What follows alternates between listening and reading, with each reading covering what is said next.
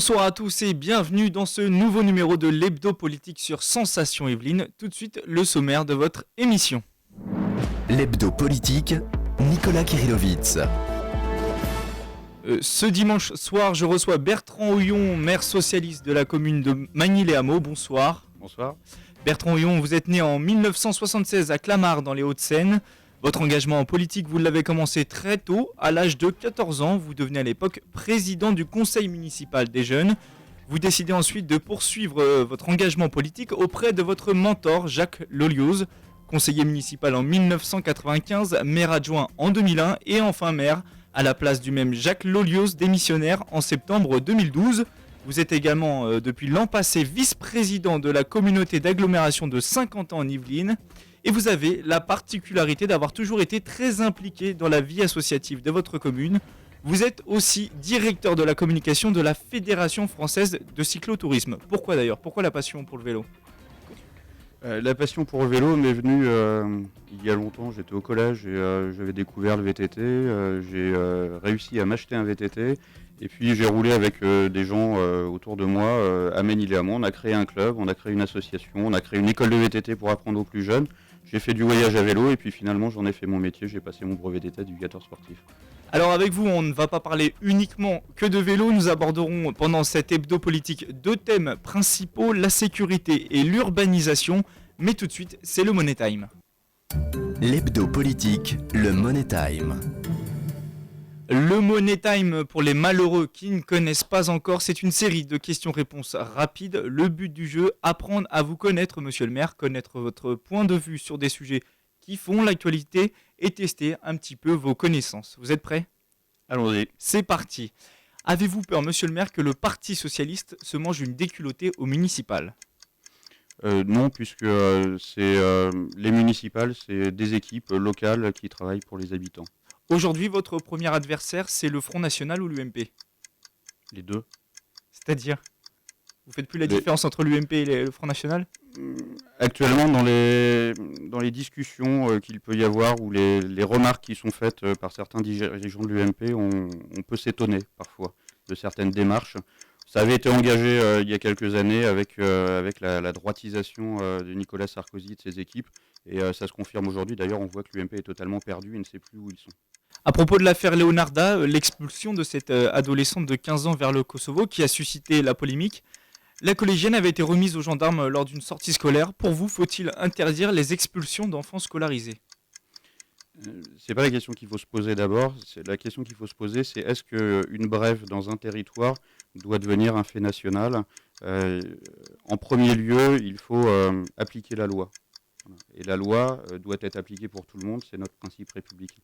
La maison de l'environnement est installée à Magny-les-Hameaux, donc vous êtes forcément incollable en la matière. Petite question piège, combien de kilos de déchets chaque Français produit-il chaque année ? Je ne sais pas. Eh bien c'est 590 kilos, c'est 2 fois plus qu'il y a 40 ans. D'ailleurs c'est inscrit sur le site de la commune. Tout à fait. Vous avez fait des études d'histoire aussi ? Oui. Alors là, autre question, mais alors piège, mais alors beaucoup plus compliquée, question historique. Que s'est-il passé le 10 novembre 1859 ? C'était il y a 154 ans tout juste.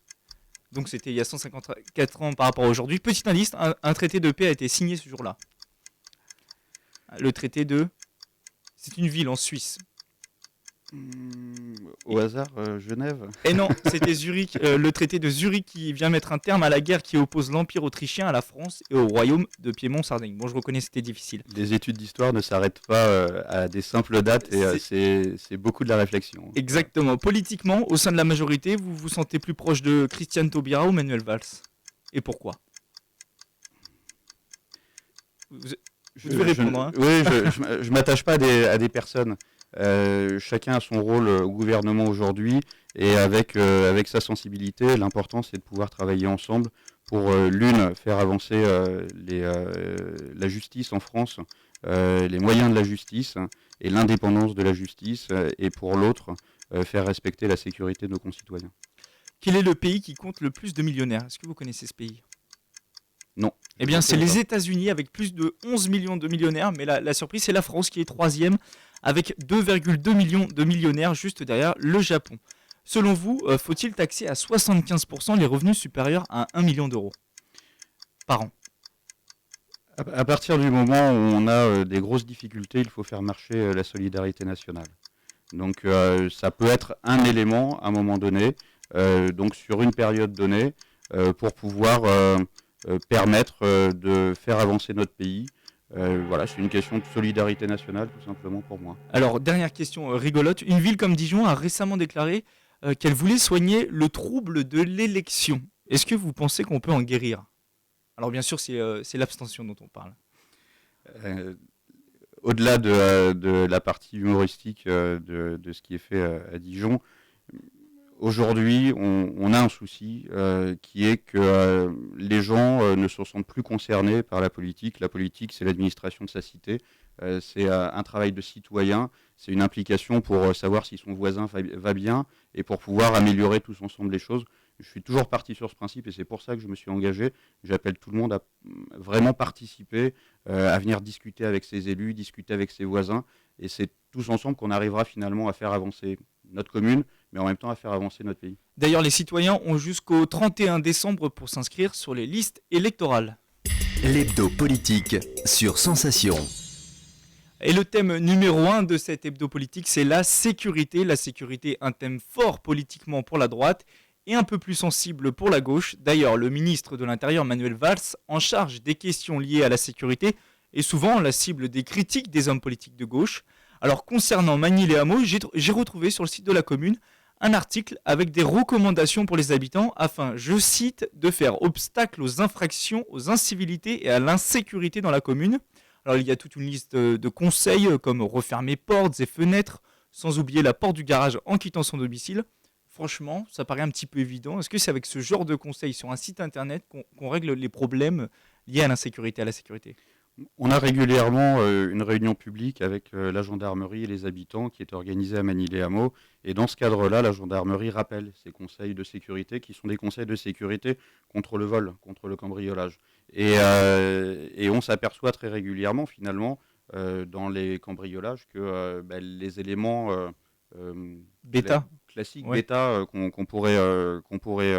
auxquels on pourrait penser à chaque fois ne sont pas forcément fait et l'objectif premier contre un cambriolage, c'est ce que nous dit la gendarmerie, c'est de mettre tous les obstacles possibles pour que le cambrioleur mette le plus de temps possible. Voilà. Donc ces éléments sont importants et sont intéressants et d'ailleurs jeudi dans le cadre de la semaine bleue auprès des seniors, nous avons une conférence de la gendarmerie pour donner des conseils justement à nos seniors. Alors récemment, votre commune faisait la une de l'actualité locale avec le démantèlement d'un vaste réseau de résine de cannabis. 23 hommes et femmes de 20 à 40 ans ont été interpellés par les gendarmes à Poissy, Trappes, Chevreuse et Magny-les-Hameaux. Comment un tel réseau a-t-il pu se développer? Il y a forcément une défaillance quelque part. D'où vient-elle? Un réseau de drogue peut se développer n'importe où. Il dépend d'une personne qui est accompagnée ensuite de quelques-uns et c'est une toile d'araignée. Et si ça se développe, c'est que quelqu'un a mal fait son boulot. Et à un moment donné, les services de gendarmerie ont cette information, ont une surveillance. Et pour pouvoir faire tomber l'ensemble du réseau, il faut aussi réussir à avoir toutes les informations possibles sur ce réseau, sur son fonctionnement, sur tout ce qui peut permettre d'avoir un maximum de preuves pour les apporter vers la justice. Et c'est ce qui a été fait par la gendarmerie, un travail d'une année conséquent.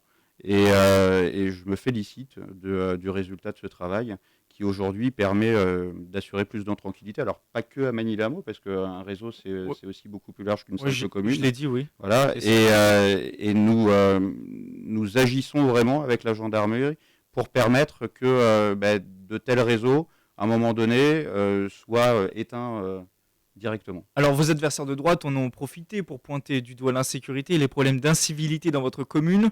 On entendra d'ailleurs sur ce sujet Aurore Berger, la candidate UMP-UDI.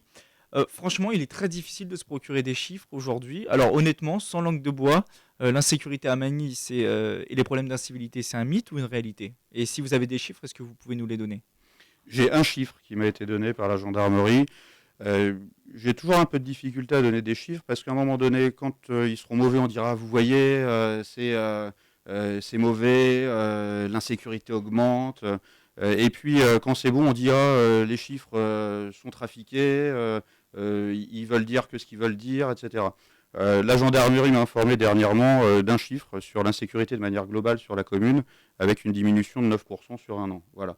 On sait que dans les Yvelines, de manière générale, on a une augmentation du nombre de cambriolages, du nombre de vols de véhicules. Manille-les-Hameaux, comme les autres communes autour, n'est pas épargnée. On a une moins forte augmentation de ce nombre de cambriolages et de vols de voitures, mais il y a une augmentation comme dans l'ensemble du département des Yvelines, et notamment dans la vallée de Chevreuse, par rapport à ce qui nous est fourni en chiffres par la gendarmerie. Alors plus généralement, pour lutter contre la délinquance, mis à part renforcer les contrôles et la présence des forces de l'ordre, qu'est-ce que vous pouvez faire en tant que maire? C'est responsabiliser les parents, c'est des actions de prévention? Alors c'est pas ce qu'on peut faire, c'est ce qu'on fait. Le premier élément pour la sécurité des gens et des habitants, c'est la famille. C'est le premier cercle de sécurité, et on s'aperçoit aujourd'hui que les familles peuvent être désorganisées. Il y a des soucis même d'éducation, d'accompagnement des enfants, des difficultés dans la parentalité, et nous accompagnons les parents en difficulté justement avec tout notre réseau établi avec le conseil local de prévention de la délinquance. Nous avons différentes actions, des conférences, mais aussi des accompagnements individualisés dans le cadre du club de prévention spécialisé à Manille-les-Hameaux. Nous avons vraiment une toile qui est tissée pour permettre en prévention, mais aussi derrière en répression, d'avoir une réponse appropriée à tous les besoins. Alors la prévention de la délinquance, ça passe aussi par l'insertion professionnelle.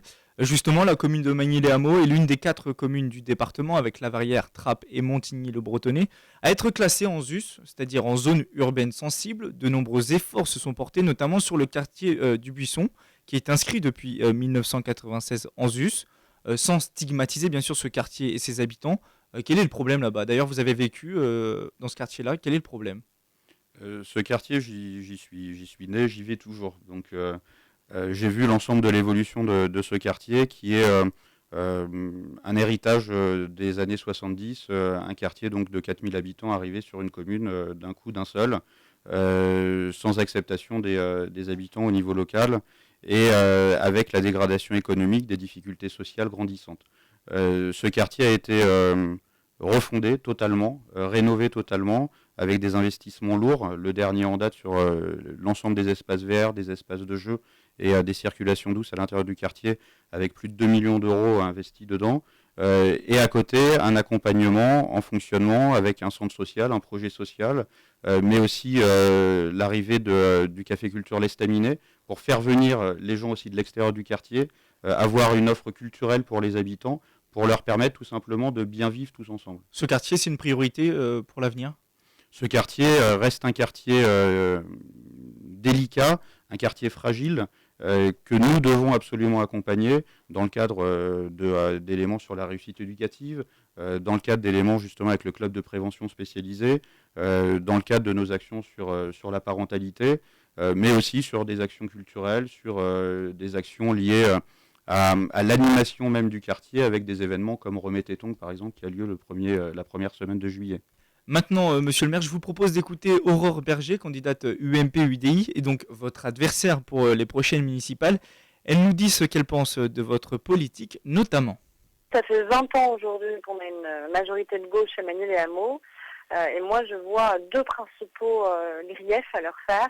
Le premier, c'est des questions d'insécurité, qui sont de plus en plus prégnantes sur la ville et qu'ils refusent de voir. Systématiquement dans leur discours, dans leur bilan, ils ne parlent jamais des questions de sécurité, et pour cause, puisqu'ils n'ont jamais rien fait pour essayer de lutter contre. Or, une situation, elle se dégrade plus vite qu'elle ne peut après se remonter. Et on ne peut pas laisser se pourrir la situation dans certains de nos quartiers, dans certains de nos hameaux. Et puis le second, c'est sur le cadre de vie en général et sur l'urbanisme et le logement en particulier. Parce que je pense que les gens ne viennent pas par hasard à Magny. Ils y viennent parce qu'on est à la fois dans Saint-Quentin-en-Yvelines et dans un parc naturel régional. On est un peu hybride finalement comme commune et assez atypique dans Saint-Quentin. Il faut qu'on le reste. Et on ne le reste pas si on urbanise de manière intensive dans nos hameaux, si on urbanise de manière intensive dans le centre, et surtout sans vision d'avenir, c'est-à-dire sans anticiper les conséquences d'une urbanisation sur la congestion de transport et de nos routes, sur éventuellement de nouvelles écoles, sur le CCAS et ainsi de suite. et les gens finalement qui sont venus progressivement sur la commune commencent à avoir un cadre de vie qui se dégrade. On ne les avait pas prévenus que ça allait à ce point changer, à ce point être urbanisé, et évidemment, ils n'ont pas forcément envie de rester dans ce cadre de vie-là. C'est aussi remettre plus de liens dans cette ville. Aujourd'hui, on a des villes où les gens ne se parlent pas parce qu'on n'a pas de lieu pour que les gens puissent se rencontrer. On n'a pas de moment pour que les gens puissent se rencontrer. Un exemple bête, mais on n'a même pas de marché sur notre commune. Ça passe par là aussi, faire que les gens soient attachés à leur ville et envie d'y rester, et envie d'y grandir, et envie d'y fonder leur famille, que les jeunes n'aient pas envie de se barrer dès qu'ils ont le bac. Et tout ça, il faut qu'il y ait de la vie sur la commune. Et aujourd'hui, la vie, elle est juste organisée par nos associations, parce qu'on a un super réseau associatif. Mais au-delà des associations, la commune en elle-même n'organise aucun temps, aucune manifestation, aucun moment populaire, et n'a créé aucun lieu de rencontre et d'échange. Alors évidemment, je vous sens bouillir, vous allez réagir à ces propos. Première question, moi qui m'intéresse, est-ce que vous la connaissez, Aurore Berger, tête de liste UMP-UDI? J'ai eu l'occasion de la croiser depuis peu. Voilà, je la croise. Est-ce que sa candidature vous fait peur? Elle est soutenue par des poids lourds, des anciens ministres, Valérie Pécresse, David Douillet. Alors c'est vrai que depuis le début de l'année, on assiste à un défilé d'anciens ministres, l'ancien président du Sénat. Bon bah écoutez, moi ça me fait plaisir parce que finalement j'ai l'impression que tout le monde s'intéresse à Manille et Hameau. C'est peut-être que quelque part on a une certaine réussite. Alors Aurore Berger évoque un manque de lien entre les habitants, elle parle également d'un manque de vie et prend l'exemple du marché qui n'existe pas à Manille. Vous entendez ces critiques? Vous répondez quoi? Le marché, on en a discuté avec les habitants, on a regardé, mais au-delà d'un marché, je vois bien que c'est une habitante qui est arrivée il y a peu. Ça vaudra le coup de lui demander pourquoi elle a choisi Manille et Hameau pour venir. Est-ce que c'est parce que justement elle trouvait que la commune était sympathique? Et dans ce cas-là, si la commune était sympathique, c'est peut-être parce qu'on a bien travaillé tous ensemble au niveau de l'ensemble des habitants de Manille et Hameau. Je n'oppose pas les associations aux services municipaux. On a une histoire à Manille et Hameau qu'elle ne connaît pas forcément, qui vient du milieu associatif, et j'en viens aussi. J'ai commencé à m'investir pour ma commune dans le milieu associatif. J'attache énormément d'importance pour les bénévoles de nos associations. D'ailleurs, c'était le point positif de son propos. Elle disait qu'il y avait un bon tissu associatif. Et justement, l'ensemble des actions de la commune ne se feront jamais sans les associations. Et quand on regarde la programmation culturelle qui est portée, qui est financée par l'agglomération de Saint-Quentin et par la commune de Manille et Hameau, les associations sont au cœur de notre fonctionnement et au cœur de notre politique. Alors l'UMP espère bien conquérir votre ville, on l'a compris, et faire basculer ainsi la communauté, pourquoi pas, d'agglomération. C'est leur seul intérêt, oui. Qui elle aussi est à gauche. Est-ce que vous n'avez pas l'impression que finalement l'enjeu de Manille et Hameau dépasse le cadre uniquement local? Si, leur seul intérêt est vraiment de récupérer l'agglomération. Manille et Hameau, en fait, c'est juste un marchepied. Moi, Manille et Hameau, j'y suis né. Je connais particulièrement ma ville, je m'y suis investi depuis des années, et pas que au niveau politique. Je m'y suis investi au niveau associatif, comme je vous l'ai dit. J'ai choisi de rester sur ma commune, et comme quoi tout le monde ne part pas, ce qu'elle semble dire. Je rencontre que des gens qui sont sur la commune, qui veulent y rester. J'ai rencontré hier encore une senior qui doit partir parce que elle doit se rapprocher de sa fille, elle a 92 ans. Elle m'a dit, écoutez, monsieur le maire, c'est un crève-cœur pour moi de partir. Voilà. Tout de suite, une petite pause de douceur dans cet hebdo politique avec une musique que vous avez choisie, Bertrand Houillon, puisqu'il s'agit de One More Time des Daft Punk. One more time. Le deuxième thème de l'hebdo politique cette semaine, c'est l'urbanisation. 1 million de personnes supplémentaires habiteront en Ile-de-France en 2030 si les tendances se confirment. Il y aura donc entre 12,1 et 12,7 millions de franciliens. Jean-Paul Huchon, président PS de la région Île-de-France, souhaite notamment la construction de 70 000 logements par an contre 35 à 38 000 actuellement. Selon vous, c'est un projet réaliste ou c'est utopique? Il faut se fixer les objectifs. On a une crise du logement particulièrement importante, notamment en Île-de-France. Même sur notre commune, des jeunes de ma commune qui veulent réussir et qui veulent continuer à habiter Manille et Hameau, qui ont du mal à se loger. Donc il faut qu'on puisse répondre à ces demandes, tout en respectant à côté le cadre de vie dans lequel on est, et notamment le parc naturel régional de la Haute-Vallée de Chevreuse, auquel nous avons choisi de continuer d'adhérer en 2011. C'est un choix de notre commune et de notre majorité. Alors vous parliez de problèmes de logement à Magny-les-Hameaux. Combien de logements vous construisez par an pour régler ce problème? On est intégré dans le plan local de l'habitat de Saint-Quentin en Yvelines et nous essayons au fur et à mesure de répondre à ce plan local de l'habitat qui sur 4 ans demande environ 200 logements sur 4 ans. Et nous avons déjà des lieux définis d'habitation à construire. Il est clair que nous n'ouvrons pas à la construction les zones naturelles de Magny-les-Hameaux et l'ensemble des constructions de logements ne se font que dans les zones déjà habitées. Et pourtant, la population de Magny ne cesse de grandir, d'augmenter ces dernières années. Plus de 9200 habitants aujourd'hui contre 7800 en 1990. Pour une densité de 528 habitants au kilomètre carré, c'est beaucoup moins qu'en Ile-de-France, en moyenne 974 habitants au kilomètre carré. Alors, près de 10 000 habitants à Magny-les-Hameaux, vous en parliez. Est-ce qu'on a atteint une limite, selon vous, ou est-ce que la ville va continuer à s'agrandir? Magny-les-Hameaux, c'est 70% d'espace naturel. C'est pas 9200 habitants, c'est un petit peu moins de 9000, un tout petit peu. C'est aux alentours de 9000. Et notre population... Alors, juste pour préciser, je l'ai pris ce chiffre-là sur votre site internet. Eh ben, on fera des modifications. Voilà.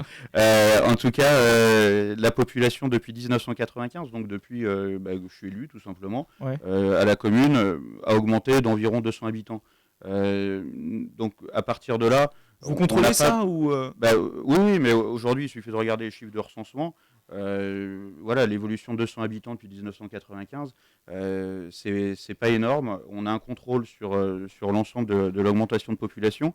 Et sachez que dans le cadre de la charte du parc naturel régional, nous avons aussi, au-delà d'un besoin de construction de logements, d'apport de logements pour permettre aux habitants de se loger, tout simplement, d'habiter et de continuer d'habiter chez nous, il y a aussi une augmentation limitée de la population dans l'ensemble du parc naturel. Donc on le respecte. Tout ça est régulé, vous êtes obligé. Tout ça est régulé, on le respecte. Ok. En matière de logements sociaux, la loi impose 20% de ce type de logement dans les villes, bientôt 25%. Alors vous, avec plus de 1000, vous êtes à 30%. Pourquoi être au-dessus du taux qu'impose la loi? C'est un choix. Bon, on est dans une commune où le foncier est très cher. Et continue d'augmenter. C'est aussi un petit peu la rançon du succès, on va dire. La réussite fait qu'il y a plus de demandes et dans le privé, l'offre forcément se réduit et les prix augmentent. Et la seule possibilité qu'on ait de permettre une diversité de population et de permettre à tout le monde de se loger sur notre commune, c'est de pouvoir avoir un certain nombre de logements sociaux. 30% en logements sociaux, ça fait 70% en privé. Et dans l'ensemble des opérations que nous montons, nous essayons d'avoir cette mixité dans toutes les petites opérations qui sont d'une trentaine de logements, d'une cinquantaine de logements. Nous essayons d'avoir cette mixité pour éviter d'avoir des grands ensembles ou des ghettos de gens un petit peu plus riches, des ghettos de gens un petit peu moins riches.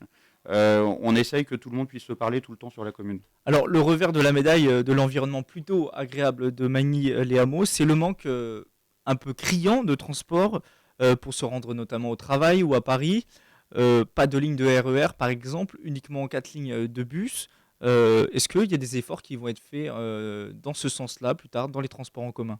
Est-ce que c'est un thème de campagne? Des efforts ont déjà été faits dans ce cadre-là. Nous devons continuer d'améliorer l'offre de transport. Déjà depuis septembre, nous avons une amélioration de la ligne 262. Alors on va avoir encore quelques petits ajustements à faire, mais avec une offre de direct plus important vers Versailles pour aller plus vite vers la gare de Versailles. Depuis quelques années maintenant, nous avons une ligne de bus en direct aussi qui va vers Saint-Quentin-en-Yvelines, vers la gare RER de Saint-Quentin-en-Yvelines. Et nous allons avoir l'arrivée du TCSP, du transport en commun site propre, Saint-Quentin-en-Yvelines, Massy. J'étais en réunion hier à la préfecture à ce sujet. Qui va nous permettre d'avoir cette sorte de ligne dorsale sur laquelle on va s'appuyer pour aller plus rapidement autant vers Paris que vers Saint-Quentin-en-Yvelines, sachant que notre foyer de travail pour Magny-les-Hameaux, 35% de nos actifs travaillent dans Saint-Quentin-en-Yvelines. Donc ce sera un vrai campagne pour les municipales des transports en commun. C'est une des thématiques sur lesquelles nous souhaitons continuer, oui. L'hebdo politique, ces mots qui agitent l'actu. Et comme chaque semaine avant de se quitter, on s'intéresse dans l'hebdo politique à ces mots qui agitent l'actualité. On les retrouve partout, dans la presse, à la télé, à la radio. Et pour mieux les comprendre, nous les décryptons avec Jean-Pierre Duclos, l'un des auteurs de l'abécédaire de la citoyenneté. Cette semaine, il s'agit du mot remaniement. Alors un remaniement gouvernemental, cela s'entend puisque encore une fois nous sommes dans la sphère politique. Un remaniement gouvernemental, ça intervient lorsque il y a eu éventuellement ou dissension au sein du gouvernement ou une nouvelle phase dans l'action politique, notamment de la présidence de la République. Prenons l'exemple qui est le nôtre aujourd'hui. Le président François Hollande est arrivé au pouvoir il y a maintenant un tout petit peu plus d'un an. Nous avons déjà eu des remaniements ponctuels, puisque, dernière en date, Delphine Batho est partie et a été remplacée par M. Martin, l'ancien préfet du Gers, devenu parlementaire lui-même. Bon, ce sont des remaniements qui s'effectuent sur des ministères proprement intitulés, comme l'économie, comme le développement durable, les transports ou autres. Là, nous sommes dans un cas très spécifique, donc de mini-remaniement. Le remaniement gouvernemental, plus généralement, ça pourrait être, par exemple, si le président de la République aujourd'hui décidait que M. Ayrault doit envisager quelque chose de nouveau, et donc entrer dans une phase nouvelle, et donc relancer son gouvernement, et donc le Premier ministre peut être amené à ce moment-là à présenter la démission de son gouvernement, le président de la République renomme le Premier ministre, et vous avez à ce moment-là un grand remaniement gouvernemental avec des grandes fonctions qui changent, donc les ministères notamment régaliens, les grands ministères tels que l'économie, les finances, l'intérieur, la défense et tout cela. Là, vous avez un profond remaniement. Sinon, vous avez carrément un changement de gouvernement, ce qui est encore autre chose, mais ça implique à ce moment-là un changement de Premier ministre. Alors Bertrand Houillon, la cote de popularité de l'exécutif est au plus bas, 26% d'opinion favorable pour le président François Hollande et seulement 29% pour le Premier ministre Jean-Marc Ayrault. Même Nicolas Sarkozy n'avait pas connu cela, il n'était pas tombé si bas. Alors pour redonner un souffle à sa politique, François Hollande n'aurait-il pas intérêt à procéder à un remaniement selon vous ? C'est à François Hollande de prendre cette décision, c'est sa responsabilité. Aujourd'hui, vu l'état dans lequel a été récupéré notre pays, il y a forcément des choses à faire, des réformes à mener qui forcément ne donnent pas leurs résultats immédiatement. Je pense que l'espoir qui a été suscité dans le cadre de la campagne électorale fait que les gens pouvaient avoir l'impression que du jour au lendemain, tout irait mieux.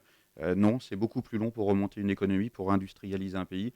Il faut laisser du temps et ça doit venir. Et derrière, un gouvernement ne doit pas s'attacher à une popularité, il doit travailler. Et si les résultats sont terribles pour le PS aux élections municipales, est-ce que là, il faut envisager dans ce cas-là un remaniement ? Ça veut dire que la population sanctionne la politique quelque part menée par le gouvernement ? Des élections municipales ne sont pas des élections nationales. Les élections européennes qui auront lieu après seront des élections au niveau de l'Europe par rapport à un programme européen. Aujourd'hui, on a un gouvernement, on a une majorité qui doit travailler, qui doit mener les réformes, qui doit mettre en application l'ensemble du programme et des objectifs qui ont été donnés, qui sont l'emploi, la réindustrialisation pour l'emploi. Merci Bertrand Houillon. L'hebdo politique, Nicolas Kirillovitz. Voilà, c'est la fin de cet hebdo politique. Merci une nouvelle fois à Bertrand Houillon d'avoir participé à cette émission. Quant à vous, chers auditeurs, on se retrouve la semaine prochaine sur Sensation Yvelines à 18h pétante. Bonne fin de week-end et bonne semaine à tous. L'hebdo politique sur Sensation.